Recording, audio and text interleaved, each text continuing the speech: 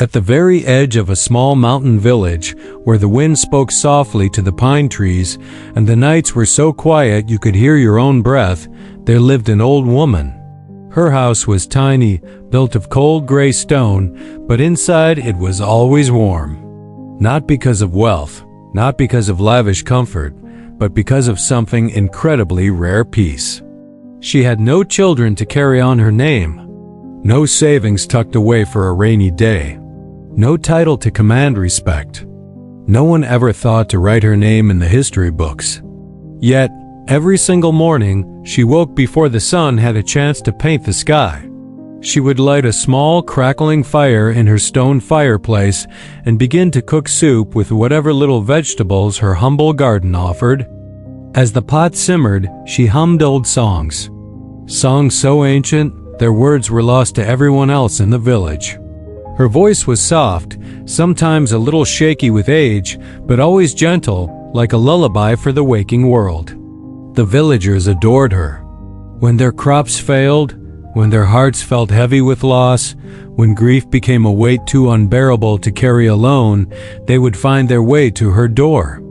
She never offered grand advice. She never preached about how to live or what to believe. She simply listened. She would pour them a bowl of her simple soup, and she would listen with her entire being. And then she would smile. Even on the days when her own cupboard was nearly empty, her smile never disappeared. It was a constant source of light in their small, often challenging world. One late evening, when the sky was painted in the deepest shades of blue and silver, a knock echoed at her door. This was unusual. Travelers rarely came this far up the mountain path. She opened the door slowly, her curiosity piqued. Standing there was a stranger, wrapped in a dark cloak, his eyes sharp yet surprisingly calm.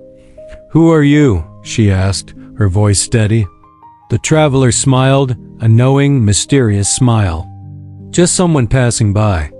But I've heard of you." She raised a thin eyebrow. "Heard of me? I'm only an old woman with soup and silence." "That's exactly why," he said, his voice low and resonant. "You have lived a good life, a life of quiet grace. And tonight I want to give you a choice."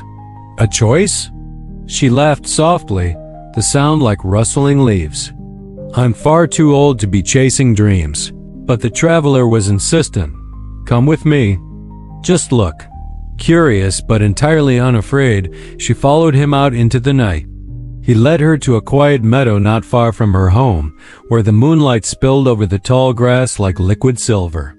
And there, standing in the center of the meadow, were 3 doors.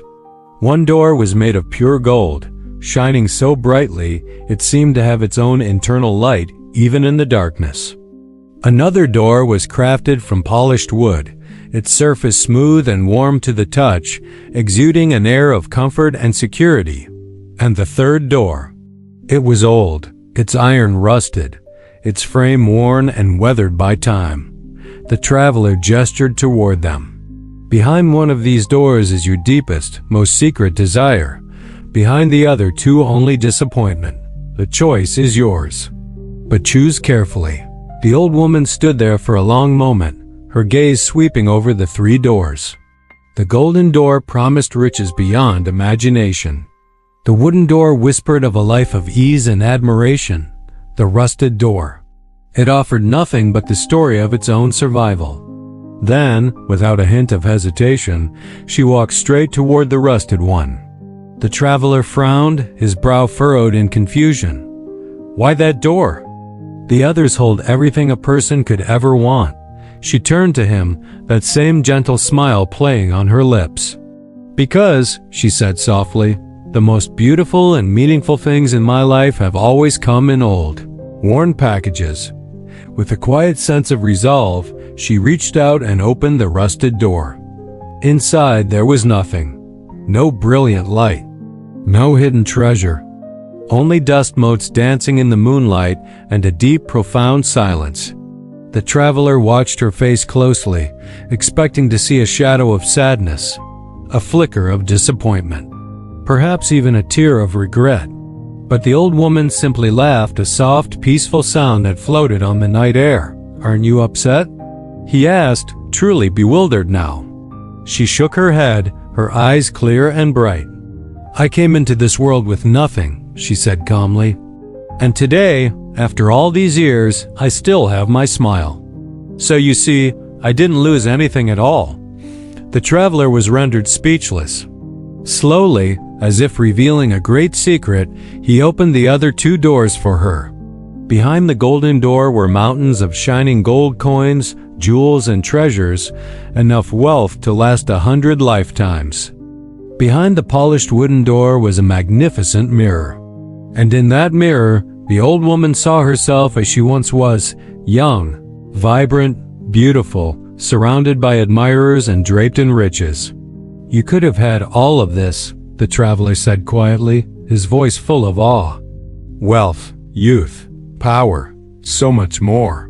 She looked at him, her gaze steady and unwavering, and asked a simple, yet powerful question. "More than what?" She continued, her voice gaining a quiet strength. "More than peace? More than knowing how to smile in the dark? More than the simple joy of a warm bowl of soup, a quiet heart, and songs that no one else in the world remembers?" She shook her head slowly. "No, I already chose the right door." And with that, she turned away from the golden riches and the reflection of a life that could have been. She walked back to her tiny stone house. Back to the small fire still waiting for her. Back to the pot of soup still bubbling gently on the hearth. Back to her soft songs and her ever-present, gentle smile. The traveler stood alone in the moonlit meadow, watching her small figure disappear into the night.